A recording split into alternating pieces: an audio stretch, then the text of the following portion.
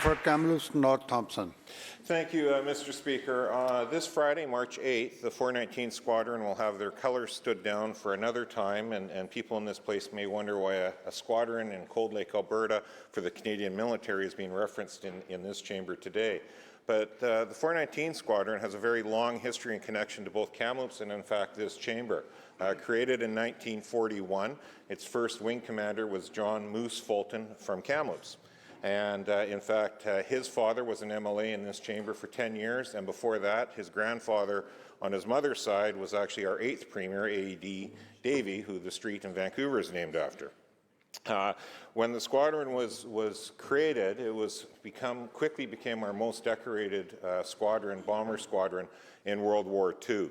As the years have progressed, it has transitioned into becoming a training squadron, which will now cease until the new planes arrive for Canada.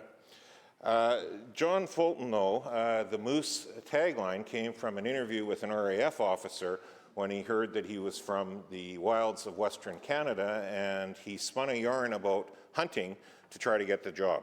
And so although he had never hunted before, Moose became the story of the day, and hence his nickname.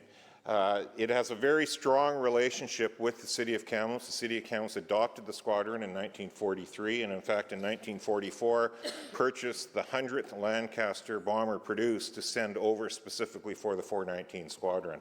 Over the years, the relationship has ebbed and flowed, but it is stronger than ever before. Every commander since has been named the tagline Moose as well, and that is why the squadron is named the Moose Squadron in recognition of their first commander, who only had around an 8-month run as commander before he unfortunately was shot down in World War II himself.